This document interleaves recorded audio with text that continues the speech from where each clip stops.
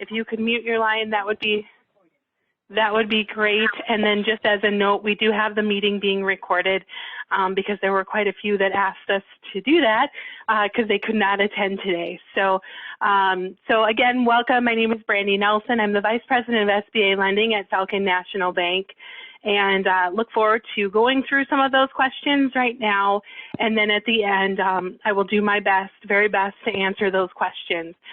So this is going to be kind of in the form of FAQ where I'm going to read the most common questions that many of you have asked me and then go through and you'll see I've highlighted it in red, or I've made the letters red that to me really stand out, where if I was a borrower, that's where I would draw attention to. So the first question has been probably one of my most favorites because some of you on the line may have gotten approved at the very beginning of phase one, and some of you on the line may be in the process of getting approved.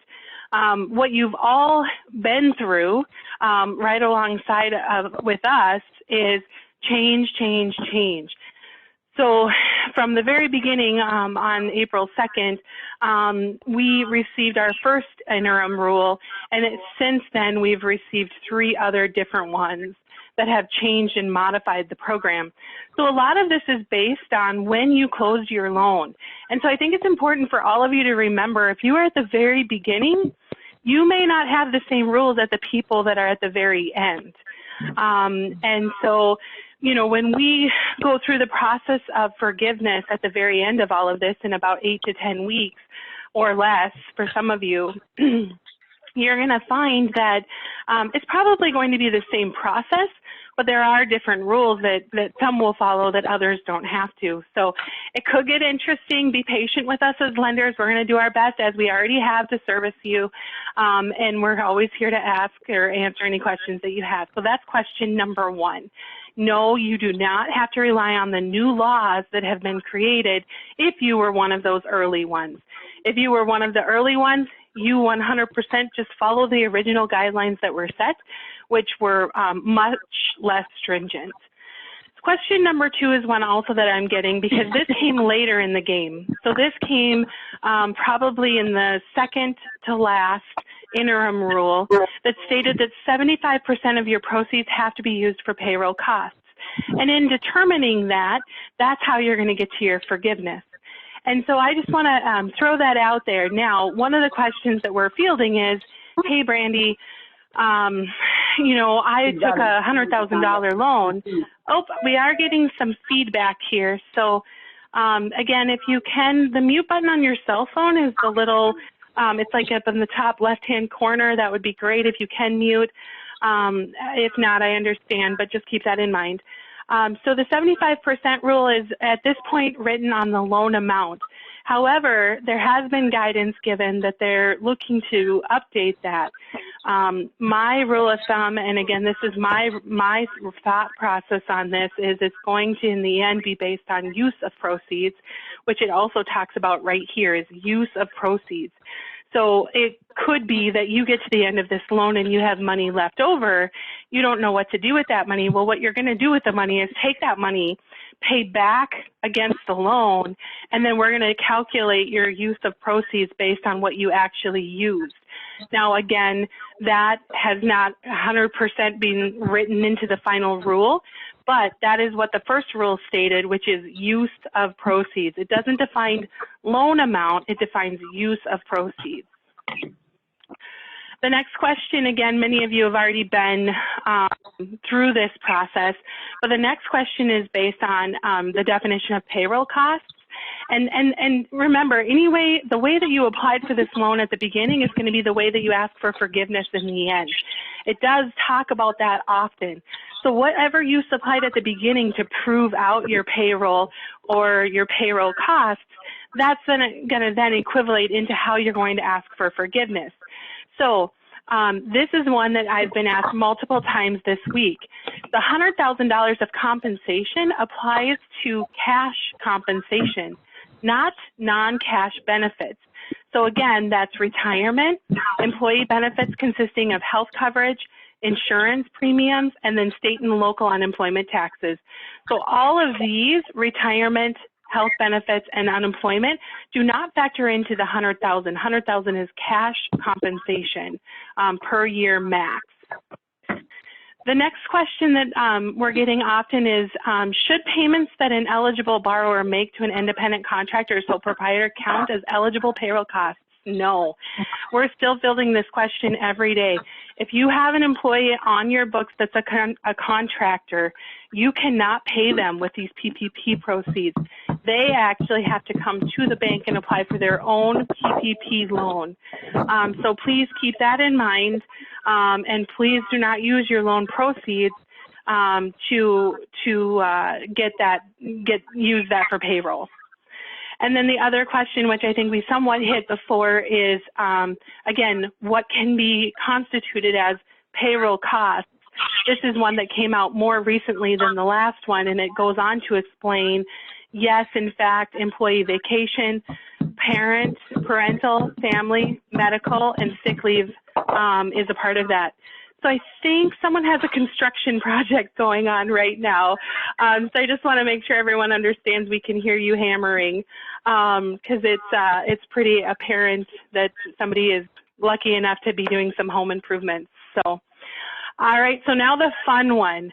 And this one, I'm going to have you read between the lines, because this is a really tough one to answer outside of the fact of what I've highlighted in red. Can a borrower account for federal taxes in their payroll costs, and that be the purpose of the max loan amount be forgiven? So the definition of how we backed into your payroll was gross payroll. So gross meaning before any taxes or anything outside of that. So the guidance that's been given and continues to be given is that it's calculated on a gross basis without regard to employer, federal, FICA, etc. As a result, payroll costs are not reduced by taxes. So you're going to get, for example, and it gives you a really good example, if an employee earns $4,000 a month in gross wages, from that, $500 in federal taxes then was withheld, you would still get $4,000 in payroll costs available for reimbursement. So do you see how that works? So $4,000 gross wages, $500 in federal tax, you're still paying that federal tax, but you're only going to ask us for reimbursement on the $4,000. Now, if the employee is paying any of those expenses, that's different, because employees that pay those expenses, that nets out of the gross, okay? So as an employer, you get forgivable the gross amount of payroll. And then the 1040 Schedule C. So for all of our sole props out there, for the sole props out there, they kind of got to get in very late in the game, actually right before phase one ended. And so we didn't start seeing a lot of sole proprietor applications until this most recent phase. What I will tell you, if you or a friend has a sole proprietor and wants to apply, we need your Schedule C 2019. We base it off of your net income. There's no add backs, nothing of that sort. It's all based solely on your Schedule C net income. And then from a forgiveness standpoint, before we actually walk into forgiveness, where we're calculating it is based on the day it's dispersed into your account. So all of you, I believe it's fair to say, received an account at Falcon National Bank when you had this loan. That money was put into that account. Whether you keep it in that account or you move it somewhere else, that's okay with us.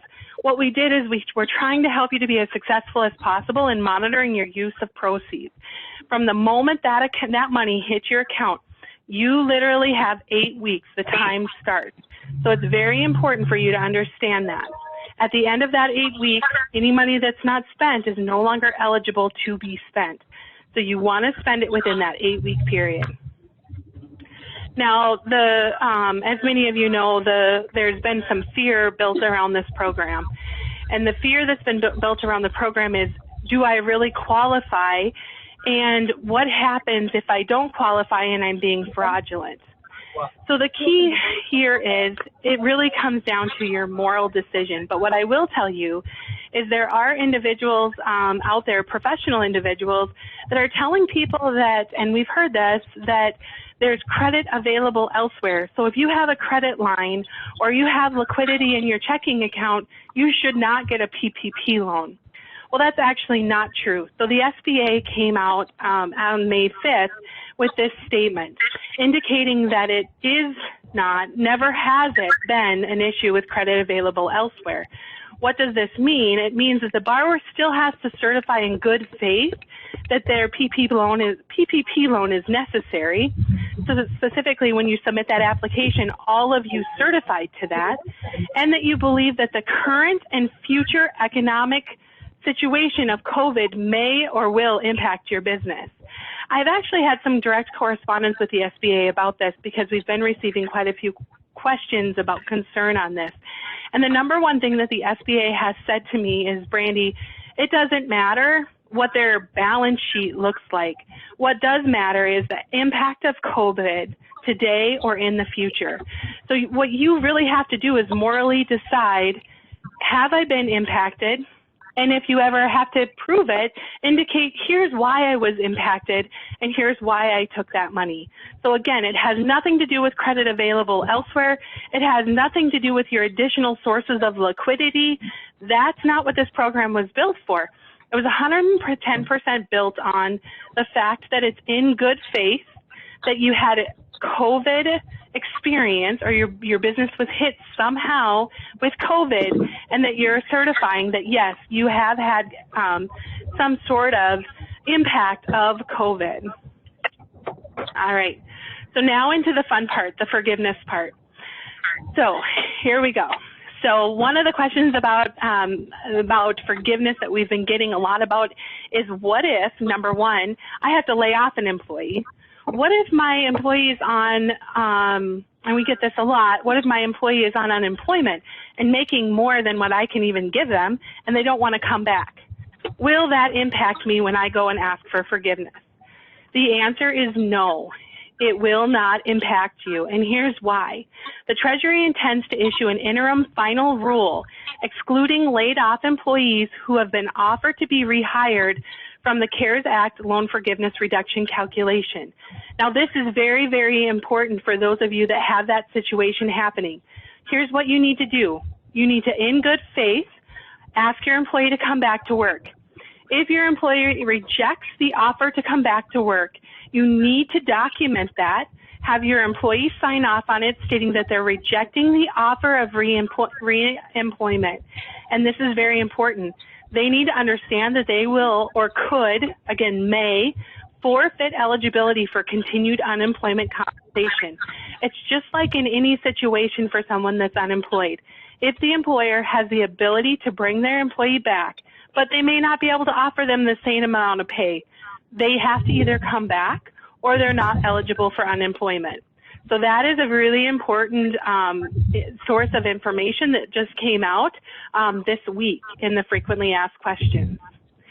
And then the other one that is, I think, important to know is how you're going to submit to request for loan forgiveness.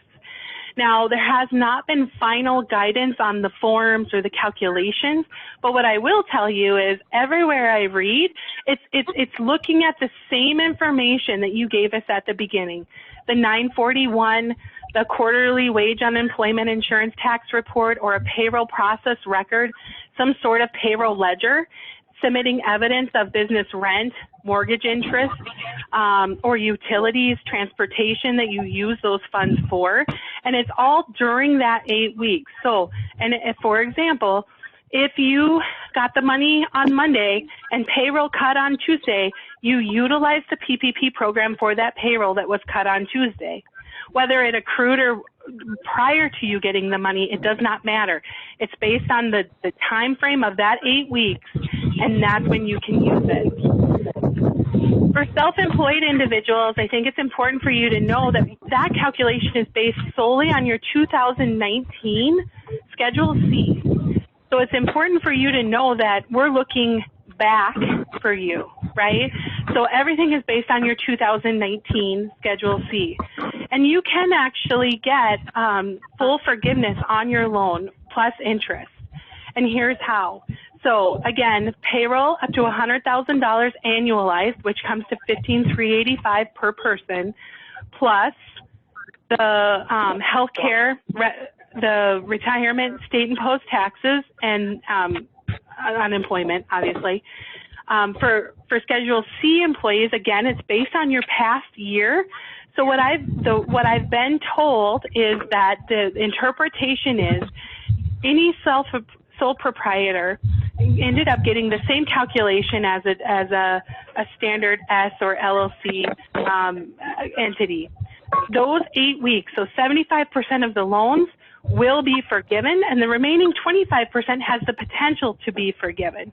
And the only way that you can potentially have the additional stuff forgiven is if you keep track of any mortgage, rent expense, and utilities and transportation. So Schedule Cs do have a chance to have additional forgiven outside of the 8 weeks. From what I understand today. However, there's going to be some proof there. Otherwise, it does specifically state that they did determine that 8 of the 52 weeks of the 2019 profit will be forgiven, and the rest will be turned out on that loan.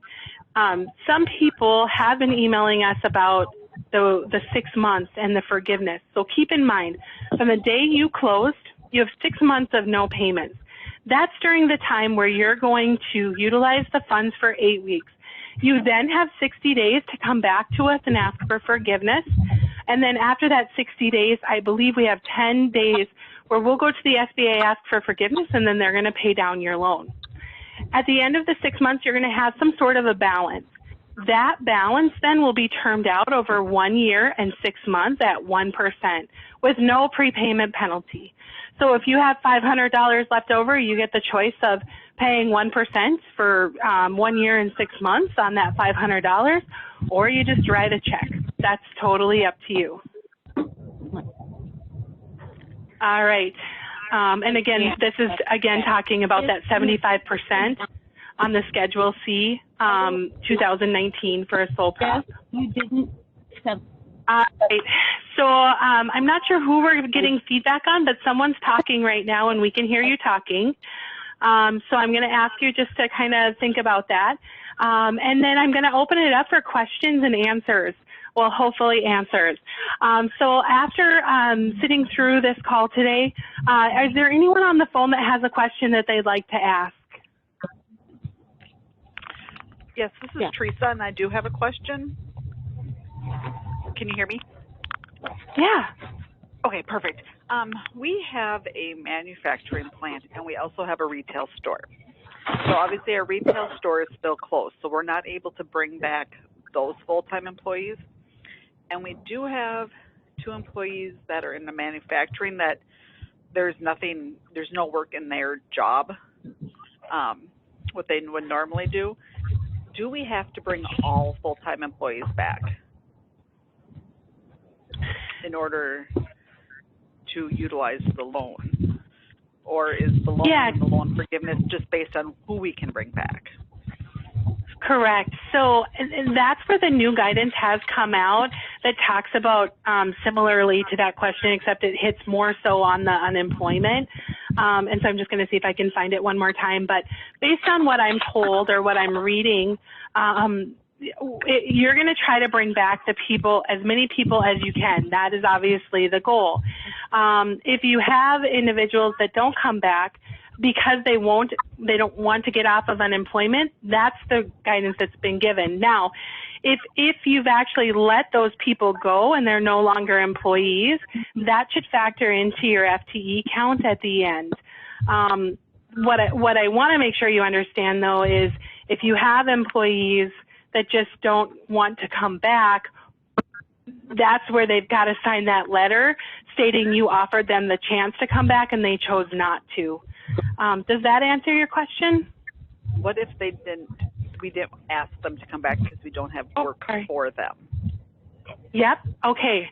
So the true premise of this program was to get those people back on payroll full time, whether they're in your business or not in your business.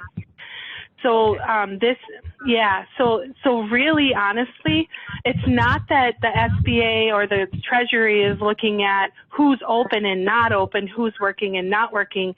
this program really was designed to get people out of unemployment and back to full paid status, whether they're working or not working. Okay, so we really should offer them to those people either way. Correct. Okay, and then I guess the next question is, if after the 8-week period, business does not come back as we are hoping it does, are they able to go back on unemployment after that 8 weeks? Absolutely. Yep, absolutely. Okay. And I think the other goal is that during this time, if you are working, you're able to build up some working capital to then be able to sustain that. But if it's not sustainable and it doesn't make sense, then there's nothing prohibiting you to have them go back on unemployment because you no longer have funds to be able to pay for their payroll. Okay, and if they won't sign the waiver saying that they're refusing to come back to work, then what? Yeah, I would just say document. Okay. Yeah, I would just do the best you can to document that. And I mean, really, that's on them, not you, in my mind, because you've offered them the opportunity and they've declined it. So I think that's between them and the government, in my mind. But again, that's my personal opinion, not the rules. Okay, sounds great. That Brandy, was my question. Thank Brandy, you. Yes. you're saying if they don't sign that document, then they cannot collect unemployment? About coming Well, back? no. You don't. Okay. No, so kind of the opposite, actually. So based on the rules that were provided on May 5th, what it specifically states is you need to ask them to come back to work. If they choose not to come back to work to protect yourself, they sign that letter, which then inevitably would mean they're giving up potentially their right for unemployment. Yep, that's right. That's how I understood it. Okay, okay. And then can I ask one more quick question? Absolutely. On the loan forgiveness, so you've gotten your loan of a certain amount, and if you don't use it all, or if it doesn't fit in with your 2019 Schedule C and all that, that's what's being paid back at a 1%, correct? Yeah, so I'm going to break it up into different types of entities. So sole proprietors don't have that problem. So sole proprietors, they've already set up the fact that 8 out of those 52 weeks will be forgiven.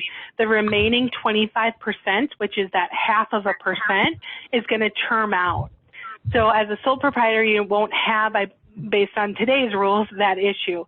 Now, with the other businesses that have other entities like S-Corps, LLCs, whatever it might be, those entities have to be concerned about that. And my recommendation at this point, and there has not been guidance given on it, is don't spend it, keep it, and at the end of the 8 weeks, apply it towards the loan in good intent. And then hopefully by then we'll have final guidance on how that all works. Okay, okay. And I'm sorry I jumped in a little bit late, so.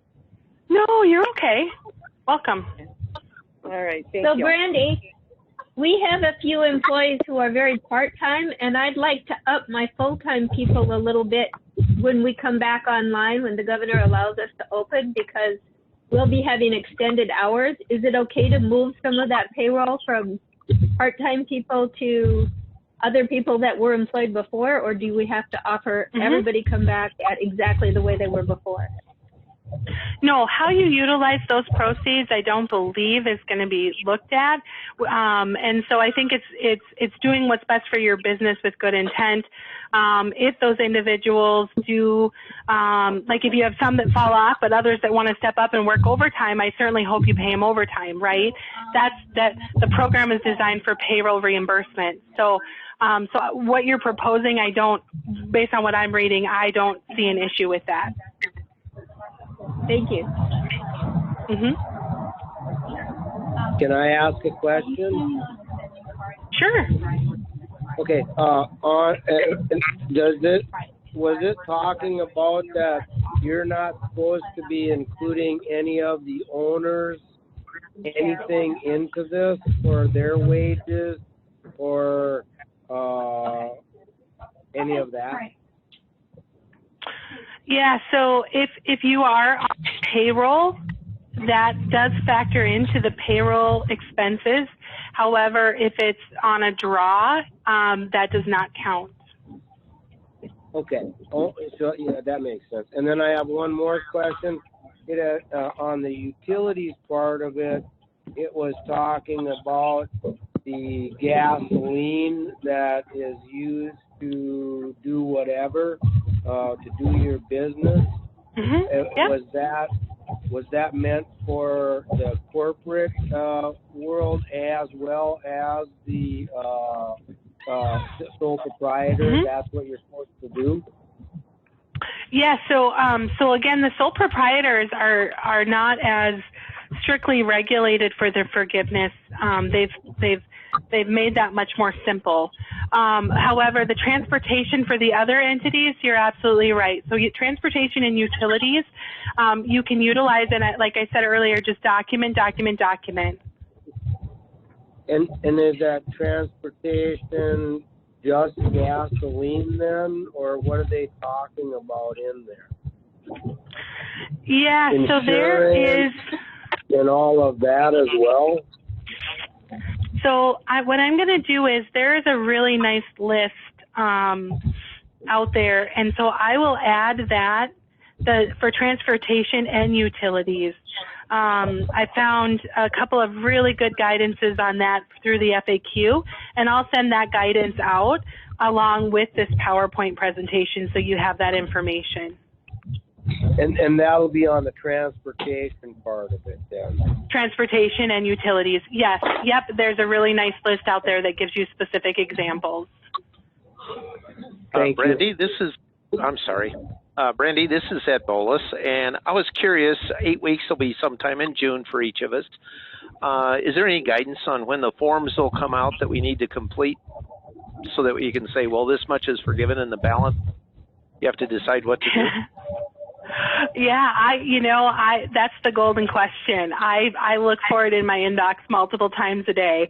At this point, as of May 5th, the last FAQ that was sent out, it's saying the final guidance will be coming soon. So whatever that means. So what I will do, though, is as soon as we have it, you'll have it in your inbox so you guys know at about the same time I do what that looks like. Thank you. Hey, Brandy, I have a question. Sorry. Yeah. Okay. The benefits that are forgiven, is it just health care and retirement? Because we have other benefit expenses like life insurance, disability, identity theft, those things. Can those be counted as benefits? Absolutely, and there is an FAQ on this presentation that talks about that, like paid leave. All of that is covered as long as it's an employer expense and it's not your employee paying for it. Okay, thanks. Is that part of the payroll or is that part of the 25%? That's part of the payroll. It's a direct payroll cost. Okay, thanks. Hey, Brandy, Arvind, a quick question. So we got the Falcon account and my payroll company, so they basically they put all the charges in there. I have workers' comp in there, I have their management fee in there. So what is the best way to handle that? Because they cannot handle multiple accounts, they can charge only one. Yeah, so Arvind, the management fee, like when you're using a PEO or some sort of a payroll company, you can handle it one or two ways because that's not included in the reimbursement. So either you would move that from your operating account into it and just document that you paid for that outside of the PPP funds, or just make sure that your payroll company. So the question was, how do we deal with the payroll expense from our payroll company? So either making sure, bottom line is you've got to make sure that operating cash is actually paying for that expense and it's not coming out of PPP, and then just well documented so that you can prove that you didn't use PPP funds for that. Great question. So can I follow up on that one? So can I move the amount of what I ran from on my payroll from Falcon account to my other account and then just document Yep, that? absolutely. Absolutely. So you don't have to leave, and I think it's important everyone understands this. You don't have to move that money or keep it in that account. You can utilize those funds however you want. And so we can help with that if you need to, or you can do it online if you have another Falcon National Bank account. Okay. And hi, Brandy. I have a question. Oh, go ahead. Go ahead. I'll wait. Brandy, okay, Brandy, idle loans. I think go ahead and ask question. I was going to ask on the same thing. Go ahead, Maya. Idle loans come out of your payroll portion or of your general portion of your loan? So use your idle for everything but payroll is my guidance there, because the idle money is 100% for working capital. You don't have to show where it goes. You don't have to prove it. It's cash to you. So utilize PPP for payroll for sure, because that's 100% forgivable. Okay, thank you.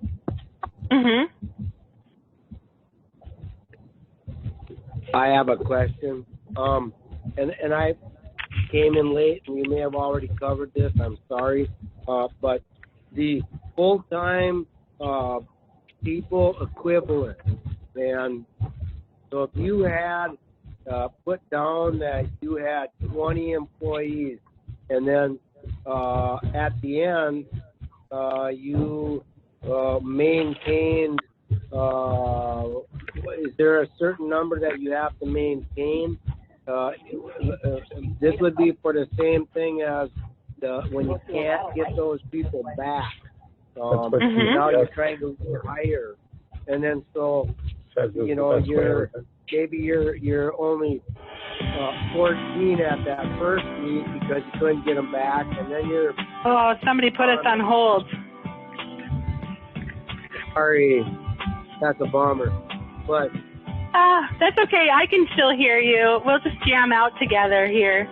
The next thing is that, and then let's say that you went from the 15, 16, and then are you supposed to then get up to 22 employees so that you're maintaining that 20, or are you penalized for that? So here's what I have you do. I'm going to have you stop talking, and then I'm going to see if I can figure out. Oh, there we go. Whoever just came back on the line, you put us on hold. So please keep in mind that we love to jam, but we've got to keep on task here. So here's the answer to your question. So the FTE question is covered on, I think it's slide 3 or 4. So definitely read that. But what I will tell you is the government has come out as of May. I think it was the May 5th one, indicating that they will not, you as an employer will not be penalized if you don't get your FTE count up to what it was at the time of application or for 2019. They did indicate that, and then as you alluded to, they talked about how you would document, let's say, the why they didn't come back. So my theory would be if you couldn't get your FTE count back up, you would just want to document why those people, didn't come back or what that might look like. So. Hey, Brandy, follow up on that one. If your count is higher than what was before, does that create any problem? Do you have to exclude them? No. So if you ended up adding additional people, or maybe you were in a startup phase or whatever that might be, or you're seasonal, no, that also doesn't. If anything, I think it makes it that much easier because your average per FTE will be actually lower. Got it.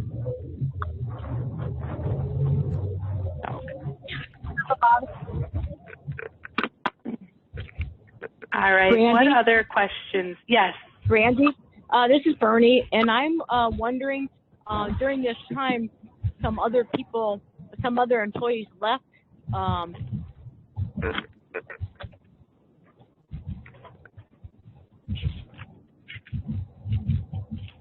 Oh, Bernie, we lost you.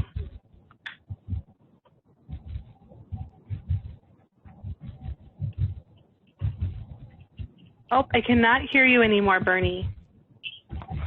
What's her name? Brandy? Hey, Brandy. Yeah. How do you if we do a written payroll check, how do you document what you've done payroll wise to the PPP? Good question. So, so some have done it through a payroll ledger. So if you use QuickBooks, you can do it that way. You can also do it through a profit and loss statement. And that would be a little bit challenging if you don't use QuickBooks, because profit and losses, because it's going to be an 8-week period, right? Some may document it through the 941, which again, we're on an odd timeline because it's not perfect because it's not a quarterly. My theory is what they're going to ask us to do is to collect profit and loss, maybe payroll stubs, copies of checks if you're not using a payroll vendor, anything that will document that you paid that payroll. Okay. So if I don't do a payroll service, I can just copy a check from my bank and submit that. Yeah, that is my perception right now. And again, there's not final guidance on what's expected, but my theory would be yes. I mean, absolutely. As long as you can prove you spent it on payroll, I think that's the goal here. So. And is there my people are salaried, and once we haven't been approved yet for the PPP, but once they're approved, is there a way to say that I'm paying them through the PPP versus what they actually worked? Yeah, so so I'm not sure how you would document the difference other than that possibly looking at it, because remember, here's where it gets interesting, and I'm going to give a live example. A borrower received his funds on Monday, and his payroll for the past accrued hit on Tuesday. And he called saying, well, can I pay that payroll or can't I? Well, in fact, it landed in that period. So yes, it's an expense that you can use for that 8 weeks. Now, the payroll that hit on Tuesday, it may be a different payroll because of those employees that are not full-time or such, but it's still counted. Your next payroll may look differently. So I think it's just documenting it and doing what you feel was best with good intent. As a mom and pop operation, we're very low tech. So will they accept just copies of checks, or will they accept, I do have QuickBooks, will they accept us being paid through that circuit and timeline? Yeah, so sure. So keep in mind, they is Falcon National Bank. So you're going to collect all of this information and give it to me or my team. And so, yes, we will accept copies of checks and we'll work through that with you. Okay, perfect. Thank you. Can you please question which you're wanting from QuickBooks? I'm not sure. I could not understand you. Could you ask that question again? Could you please restate which report it is you want from QuickBooks? Because we use QuickBooks for our payroll, and I know you said it, I just happened to miss it. No, that's okay. So, so some will use out of QuickBooks the profit and loss statement. So if you can pull QuickBooks from the point that you've got that money to the point that your 8 weeks is ended, we can utilize that gross salary number in that. So that is absolutely doable. The two that seem to sometimes not move into the profit and loss statement, which I'm not sure why, and I'm not by any means a QuickBooks expert, are the retirement and the health insurance. So those are the two kind of on the side. But again, if they show up in your P&L, great. If they don't, then you'll just prove those separately.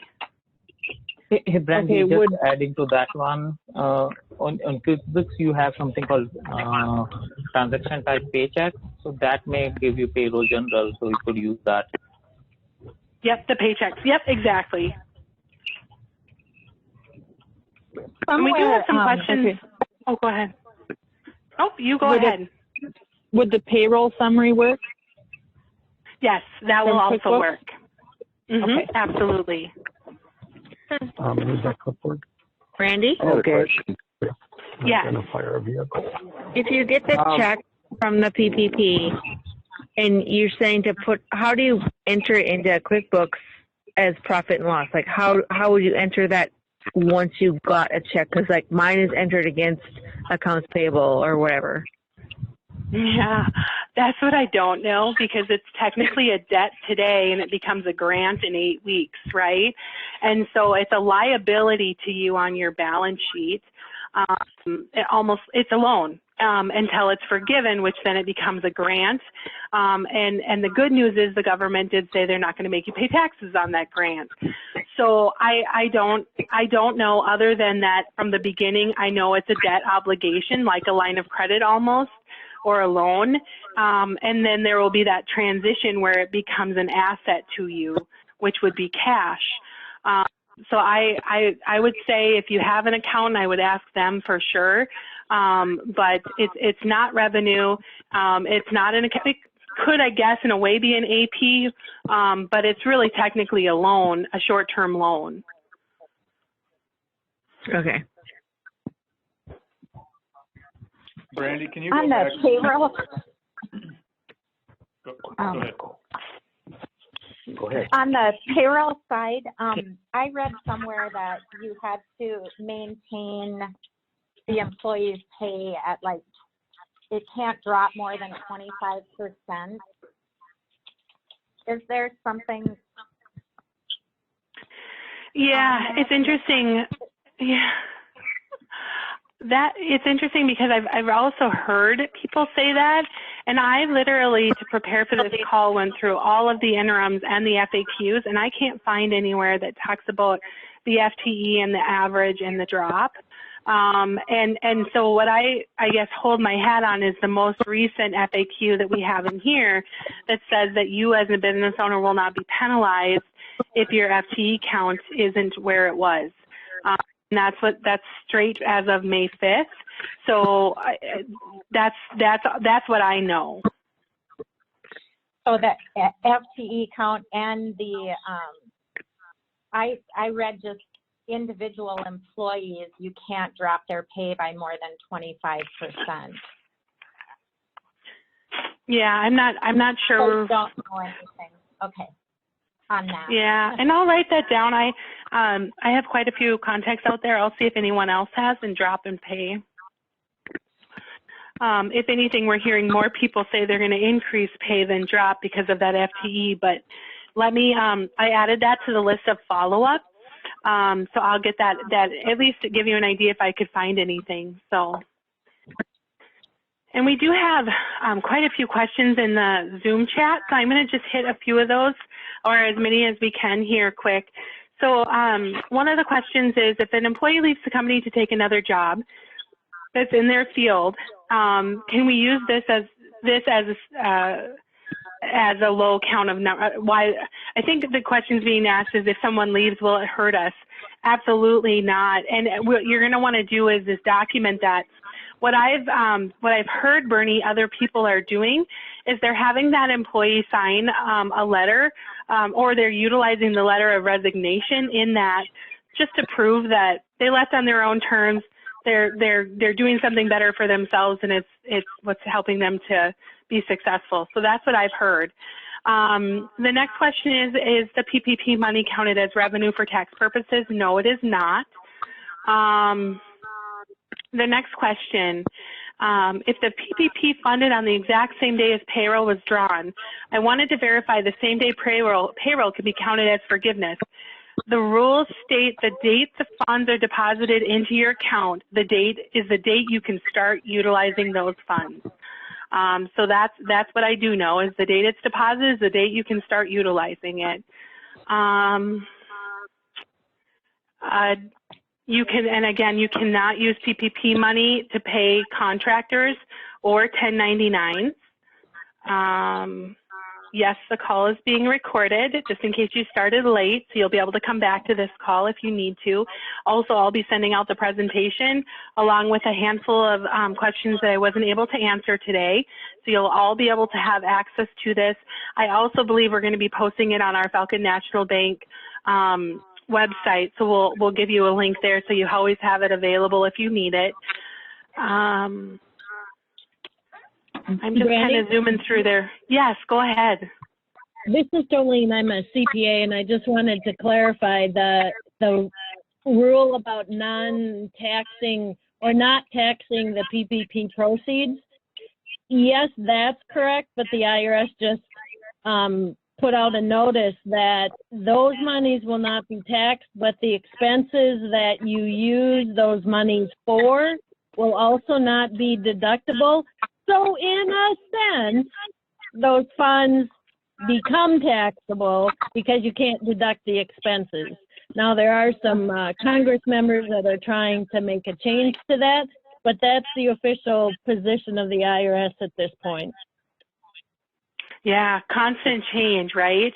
That's the world we live in. So, yeah, so I appreciate you sharing that, and I think as this continues to evolve, we're always going to be finding new things. So, so it's good to know it's not technically taxed, but it may not be eligible as an expense to your business. So, a few of you may want to look into that if it makes sense. To me, it's money in, money out. So, I feel like it's a wash, but again, I'm totally not an accountant by trade. All right, it looks like I got through, I believe, all of the questions through exactly, and someone just notated, and I 110% agree, that's more of a reason to document, and I can't say that enough, and I kudos you, Deb, to remind people, because the key here for everyone is in 8 weeks, we're going to become friends again, and we're going to start working on your forgiveness together. And so try to document as best as you can so that when it comes that time, you can come to me with a really nice package of stuff you spent that money on, and we can turn that forgiveness around quickly. So I appreciate that. Before we end the call, are there any other questions that you guys would like answered? Brandy, I'm still confused around timing perspective. So let's say we got the funds on Monday. So my payroll, the period I use that against is payroll, which is starting on Monday for next 8 weeks. So the moment those funds are deposited into your account, they became available for those approved expenses, whether it was accrued or not accrued. That is the guidance that has been given. Yep. Okay. Brandy, can you go back through the just the payroll piece of the gross funds? So if you have a $10,000 payroll gross, and your payroll to your employees is $8,000 and your taxes is $1,000, what are you able to use as far as the reimbursement? Is it the $10,000 or is it just the $8,000 towards your employees? So here's what I would ask, because I honestly don't know how you process your payroll or how. So I've been a lender for 15 years, and I've never even heard of a 941 because it's just not in our world of lending. And so the world of payroll is not my specialty. I know cash flow and lots of other things, but not payroll. So I guess my response back to you would be, when you file your 941 or when you create your profit and loss statement and you put your gross salary amount, whatever that number is the number that we will use for later forgiveness. Gross.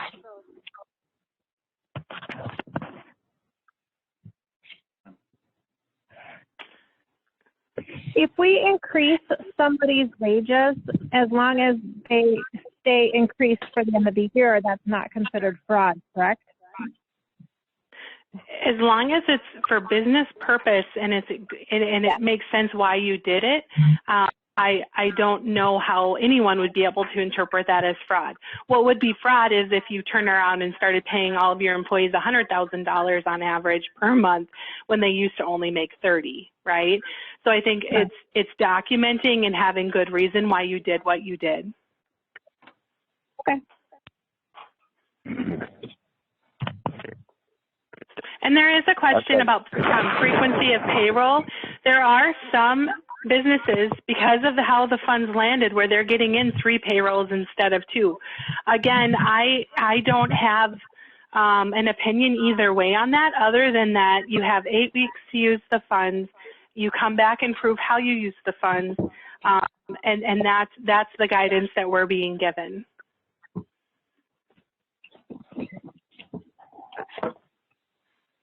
I got a question. Go ahead. Can I use it for current payroll? Can use the funds for current payroll? Yeah. Yes. Yep. Yeah, you can use your funds for payroll for sure. Okay, I got one guy laid off, and I tried to call him back, and he refused to come back to work and went to a different company. He since lost that job, wants to come back to me now. I don't want him back. Do I have to take him back? Well, you have to run your business the way that you want to run your business, and so I don't. I guess I would just document what happened and do what's best for your business. Would I be permitted to hire another person in place of him then? Absolutely. Absolutely, if that's what's best for your business. Okay.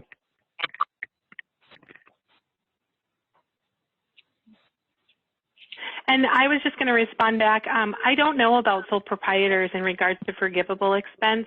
That's a great question, and I'm not by any means a tax expert. So I would definitely, if you're a sole proprietor and you want to understand how all of this is going to work for you, I would reach out to your accountant or an accountant that knows. All I know is we're taking your net profit and you're basically getting paid for eight weeks of your net profit from last year. I have no idea what the tax implications are for those. All of the guidance we've been given is that that is not taxed, and so not sure. Don't have an answer for you on that one. I apologize. I would reach out to a tax expert. Any other questions? All right, so seeing none, again, I just want to thank all of you for being here. It means a lot to us that you trusted us with this program and allowed us to work with you. If you have any other colleagues or friends that are looking for the PPP loan, there still are funds available, and we are accepting both customers and non-customers now because we were able to service our customer base. So please feel free to refer them to me. That would be much appreciated. And then outside of that, as always, I appreciate you contacting me. If you need anything else, please let me or the lenders know. And I hope you guys have a great weekend, and thanks again for your time today. Have a great day, you guys. Thank you.